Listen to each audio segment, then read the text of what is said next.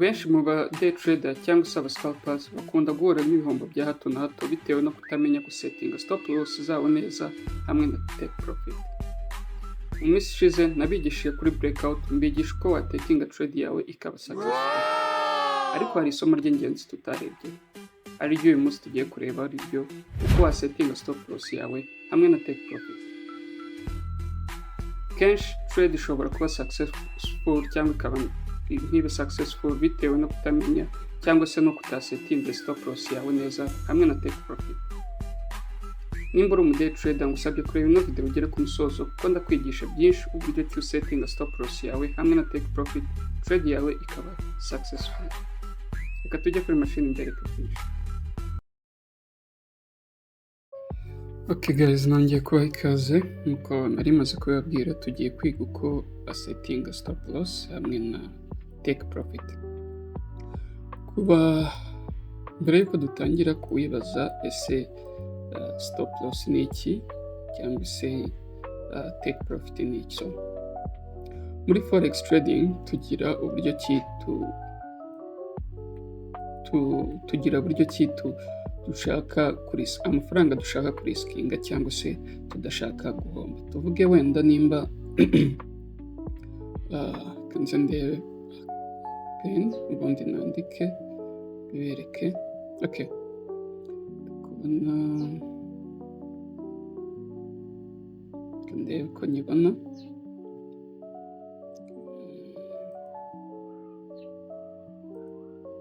Shaka mapen ndebe ko nyibona. Wenda nkoresha iyi. Tuvuge ko kuri trade uriskinze 10. Muraza kwihangana ko numva niri kwandika. Okay, reka mbabwire mu magambo wenda gutya ndabona bitari kugaragara. So tuvuge ko kuri trade imwe ufashe, tuvuge ko ufite igishoro cy'amadolari 100 kuri account yawe, ariko kuri trade ugiye gutekinga cyangwa se ugiye gufata kuri gold urashaka kuriskinga $10 niyo udashaka, niyo uriskinze kuri trade imwe, ntabwo ushaka guhomba arenze amadolari 10. So icyo dukora rero muri forex trading hari aho dusetting, hari limit dushyiraho tukavuga okay ya $10 wenda nimba trade nyifatiye aha, sibyo, iyi niyo entry yanjye $10 ndiskinze, wenda ndiskinze ko ni market niramuka igiye opposite y'ibyo natekerezaga nari mbayinze, niramuka igiye opposite ikaza igahitinga ya $10 nashyizeho, tuvuge ko aho no murongo wa kabiri ari kuri ya $10 wariskinze cyangwa se ya madolari 10 washyize mu isoko, nigera kuri ya madolari 10 ikizakora izahita trade yifunga. No kuvuga ngo ya account yawe wari ufite amadolari 100 azahita hasigaraho 90 balance. Take profit yo ni ni naho ushaka gufata profit. Tuvuge trade yawe wabayinze ahangaha, uravuga ko market iri buze ikagera ahangaha. Market nigera wenda ukavuga ko wenda ahizahagera, market ikahagera, tuvuge ko wenda uzaba uri muri profit ya $20 cyangwa se amadolari 20, market nihagera izahita yifunga. So I think take profit no stop loss muyumvishe. Stop loss ni amafaranga uteganya guhomba mu isoko, udashaka guhomba menshi arenze ayo ngayo. Ni amadolari 10 wariskinze, urashyiraho limit, ni nk'urukuta, market itari bubashe kurenga nikomeze ijye muri loss. Cyangwa se ahangaha take profit aho ushaka gutekinga inyungu yawe ni ku madolari 20, naho ukashyira icyo bita take profit. So ushobora kwibaza mu gihe wenda utashyizeho take profit na stop loss bigenda bite. Tuvuge ko nta stop loss wasetinze, ufite account y'amadolari 100, isoko rikagenda against you rigakomeza rikamanuka, ubwo ya madolari 10 20 minus 30 40 kugeza account yawe ihiye cyangwa se amafaranga ishizeho. Nibyo benshi mukunda kumva ngo umuntu yabrowinze account yiwe. Icyo gihe ashobora kuba yatekinze trade nyinshi cyangwa se yatekinze trade without stop loss and TP. So traders rero kugira ngo ubashe kuba successful muri forex trading tugira ibintu byinshi bigenda bigira criterias kugira ngo market nako trade yawe ibashe kuba successful. Hari condition nyinshi ubugendera, ariko tutibagiwe n'icy'ingenzi kumenya gusetinga stop loss yawe neza hamwe na take profit ni ingenzi muri forex trading. So uno munsi nibyo tugiye kwiga, ese ni gute takinga stop loss yawe, ni gute usetinga TP yawe. So kambaho urugero rworoshye ntarakuraho zino line, tuvuge ko market yacu iri kujya muri uptrend, kugenda gutya igeze aha ikora icyo bita ranging market, nyuma iza gukora breakout, tubona candle i-closing above iyi resistance twari dufite, turindira ko market iri creating another candle kugira ngo ikomeze hejuru. So iyo bimeze gutyo, iyo umaze kubona candle i-closing above iyi resistance, ku bantu batakinga breakout bigenda bite? So uburyo bwo gusetinga stop loss, reka wenda nkoreshe tuvuge ko iyi ari bullish candle ibashije closing above iyi resistance yacu, tuvuge ko closinze gutya ifite week. Ibyo nabigishije ko kugira ngo tubashe kubona entry candle i-closing above resistance cyangwa se below support, igomba kuba ifite lower week na upper week, kandi ikaba ifite big body ugereranyije n'izirimo aha imbere. So ikindi cya kabiri turindira ko next candle iri buze gucreatinga week, yamara gucreatinga week ikahita flippinga igakomeza hejuru kugira ngo ize kuzuza ino range yacu dufite. So uburyo usetinga stop loss yanjye, uraza ukareba ino candle yabashije guclosing above iyi resistance, ahita ariho nshyira stop loss. Tuvuge ko entry yacu yari iri aha ngaha, tuvuge ko twinjiriye aha, ko nashushanyije candle nini, wenda kanzigabanyeho gato. Okay, tuvuge ko entry yacu yari iri aha ngaha, stop loss yanjye rero iba below ya wiki y'iyi candle yabashije kubreakinga ino resistance yacu igaclosinga above, niyo ho shyira stop loss yanjye. Narangiza nkasetinga TP yanjye kuri next resistance mfite. Icyo gihe ni igihe turi muri uptrend, murabibona stop loss iba below y'iyi week yabashije kuduha sinyale ko tugiye kubona entry, cyangwa se yabashije guclosing above iyi resistance. No stop loss yanjye ikaba nako take profit yanjye ikaba kuri next support. Ko niko usetinga stop loss yawe. So reka mbereke wenda na TP, reka mbereke wenda mu gihe market iri muri downtrend, tuvuge ko dufite something like this, tukagira indi hano, tukagira n'indi support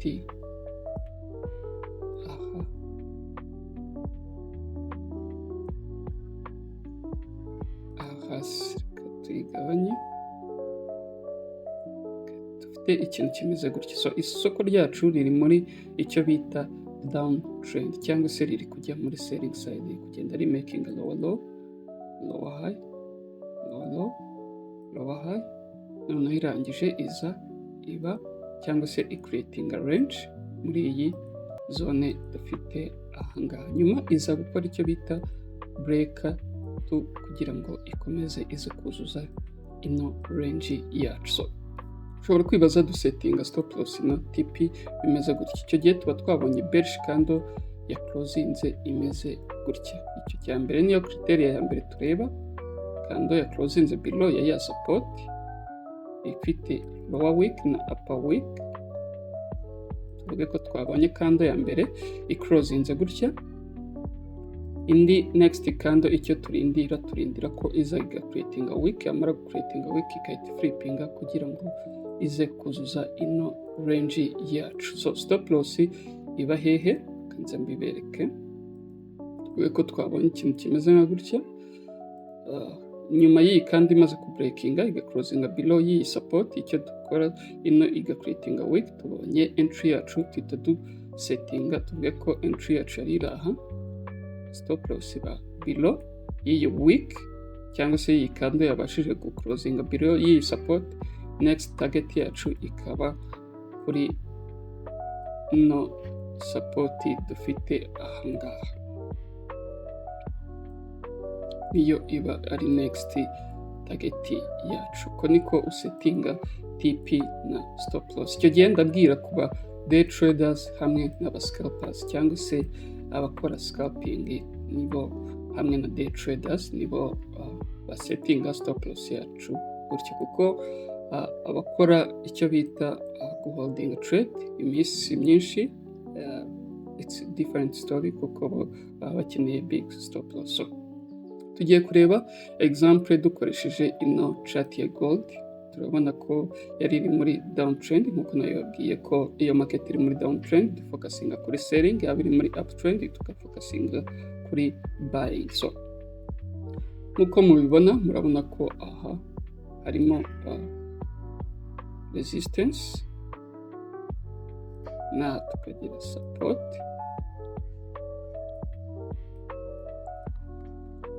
tuvuge ko kandebe left, wenda tuvuge next support aho tuyifitemo ahangaha, kuko iyi ni extendinze nkayigiza hirya niyo yagera ahangaha, urabona ko ari support. So ushobora kwibaza wese turindiriye iki?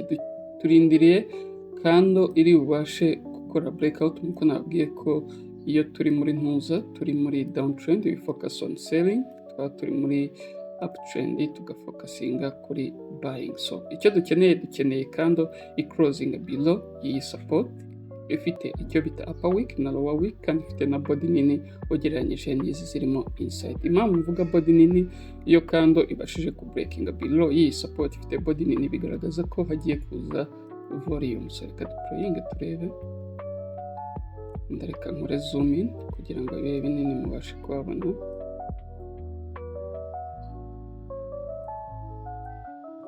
Urabona ko market yacu iracyaplayinga muri ya ranging market, iri very strong. Turindire. Okay. Urabona ko kando ya mbere yabashije ku closing below nta lower nta upper wick yari ifite. So icyo twarindiriye next kando, ariko ubu tugiye muri 30 minutes byaza ari different story, kuko hari igihe utabona good confirmation kuri 15 minutes, ukaba wakifashisha 30 minutes. Sorry.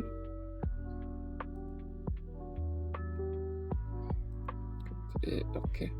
Kuri 30 minutes murabona ko aribyo nababwiraga birasobanutse. So sometimes ushobora kutabona clear confirmation kuri lower time frame, niyo mpamvu always umuntu wese ugitangira forex trading muha inama yo gutakinga trade akoresheje 30 minutes cyangwa se 1 hour confirmation, niho haba hari clear confirmation. So urabona ya kando yabashije guclosing below iyi support, nicyo twari dutegereje, ifite icyo bita lower wick hamwe na upper wick. So next kando icyo twarindiriye kuri creating a wick, tuhita tubona entry yacu nyuma imaze ku breaking a loss previous candle, ni ukuvuga ngo stop loss yacu bimeze gutya, entry yacu ni iyi, stop loss ibe below iyi candle, ubundi targeting he next support. Reka turebe se irahitinga TP cyangwa se irahitinga stop loss.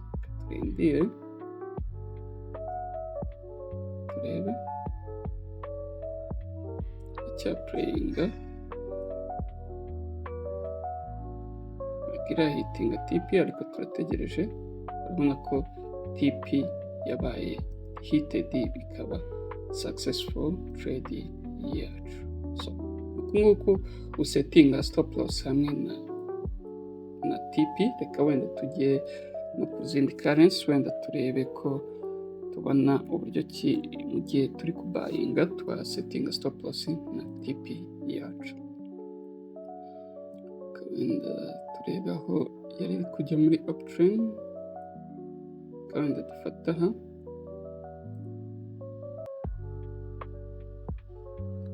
nubwo hatari clear range ariko ntacyo, iyi yose twayigira. Okay, so ntago reka mfate aha ngaha ni sawa.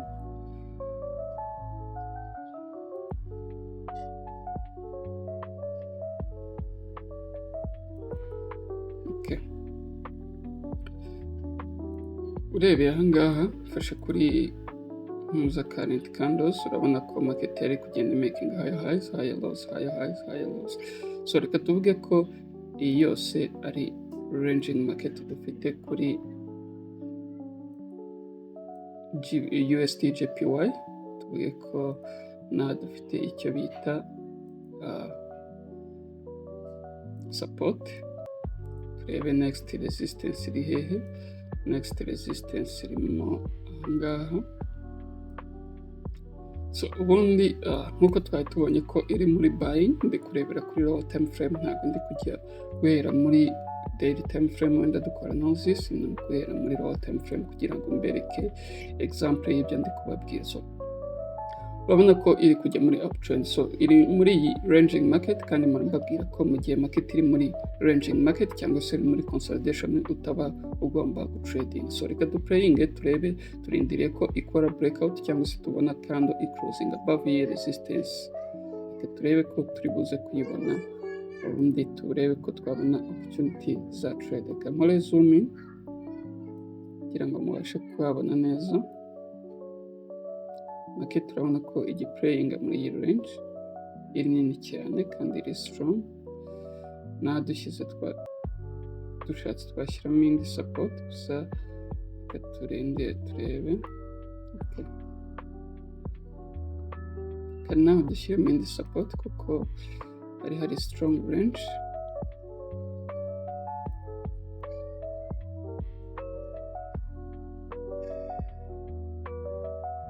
So I think this was news candle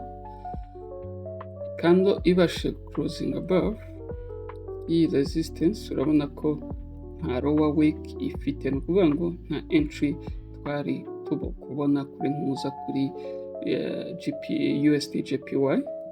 Ubwo reka duplaying turebe, gusa big volume wenda turebe muri 15 minutes nimba hari confirmation. Muri 15 minutes, even 15 minutes there was no clear confirmation, ariko reka wenda twifashishe ino example. Urabona aha hari support, urabona market yabashije ku breakinga closinga above. So next candle imaze ku creating a week, icyo gihe twari kwita tubona entry yacu, tukari stop loss, gusa yari kuba ari nini kuko nababwiye ko yari ishobora kuba news candle, tugatagitinga next resistance dufite aha ngaha. So tugaplayinga tukareba ni gute iri buhitinge TP. Urabona ko igiplayinga kugereranyije kuri risk reward ratio, uwayifatiye aha ngaha yari kuba ari muri good profit, kandi yari kuba ari 1 2 3. So urumva ko yari trade nziza ya playing out, cyangwa se kambereke twifashishe ino range iri gucreatinga aha ngaha. So twifashishe ino range iri gucreatinga aha, turebe left side next resistance yaba iri he, next resistance yaba irimo aha ngaha. So reka icyo turindiriye tubonye ko iri gucreatinga ranging market aha ngaha. Icyo turindire ko ikora breakout kugira ngo tubone trade yacu, kuko hariya ntabwo twabonye trade ya nyayo. Turebe nimba hari candle iri closing above iyi resistance. Nkore zoom in kugira ngo mubashe kubibona. Urabona ko igiplayinga ntabwo turabona candle iri closing above neza.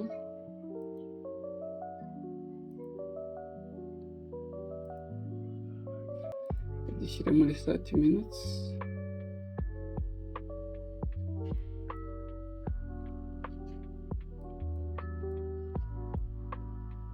So kuri 30 minutes twari twabonye kando yabashije gucrosinga above ifite na lower week na upper week.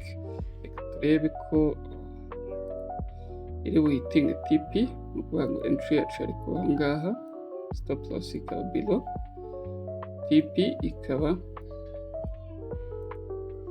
kuri iyi next resistance dufite ariko ni nini cyane. Turebe kuri buhitinge TP, murabona ko ari guhitinga stop loss, ariko ntabwo hari strong range kugira ngo tuvuge ngo wenda, kuko strong range twavuga ko yari ahangaha, muri aka range, nyuma ikora breakout, aha twavuga ko yari creatinga akandi ka range. So I hope ko mwabibonye nuko ndi kubura clear confirmation nako clear example kuri buying kuri uptrend, cyangwa se ahantu ndi kubura isoko rifite uptrend kugira ngo tubashe kuba twabona confirmation kuri y'uburyo twa setting stop loss na mpuzana TP kuri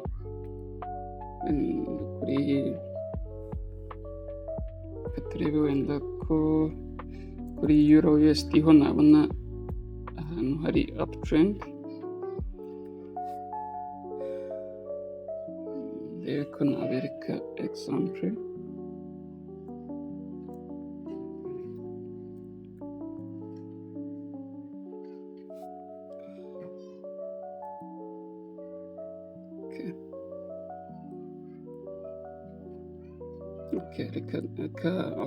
Ndayibonye, mbonye euro USD aho yari iri muri uptrend.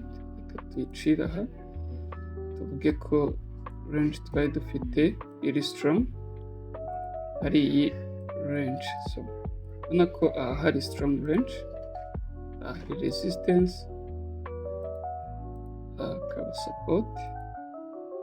Wenda turebe left side, next resistance twari dufite nimba hari data,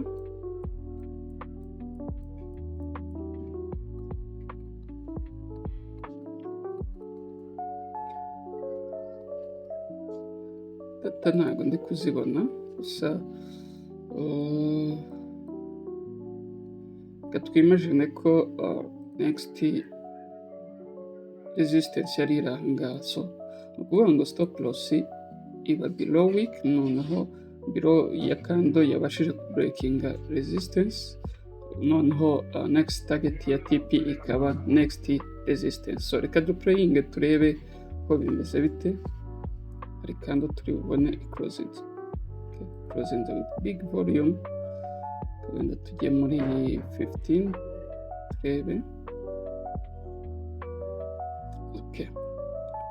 Kuri 15 minutes urabona ko hari confirmation, nkuko nabibabwiye hari igihe utabona confirmation kuri 15 minutes cyangwa 30 minutes, bikagusaba kujya kuri 30 minutes. So nkuko ubibona ino kando yabashije gucrossing above, imaze gucrossing above, kuvuga ngo stop loss yacu yari kuba below, entry ikaba hariya, tuvuge ko target yacu yari kuba next support dufite hariya. Reka duplayinge turebe sirahitinga TP cyangwa sirahitinga stop loss.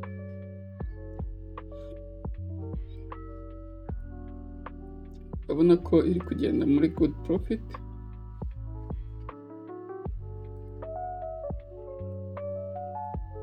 iyo ushatse ugeze nko muri hafi aha ngaha, ushatse utekinga 80%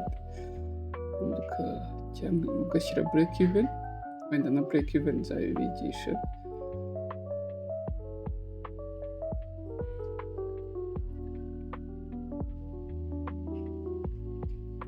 Turacyarindiriye turebe. Sana mwibuke ko ari aho twimajiniye atari nta support nta resistance twari turi kubona, past data. So dushatse twanarekera aho ngaho, ariko I think ko iri waiting TP,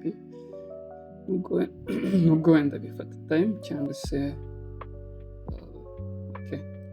urabibona ko yaje guhitinga TP yacu kuri euro USD. So uko nguko setting stop loss hamwe na TP. Always TP nako stop loss iba below ya week ya kandi yabashije guclosing above ya resistance cyangwa se kuri ntuza kuri kandi yabashije guclosing below ya support. TP ikaba next support ufite cyangwa se next resistance. Kumva ari ibyo ngibyo. Thank you so much. Have a nice day.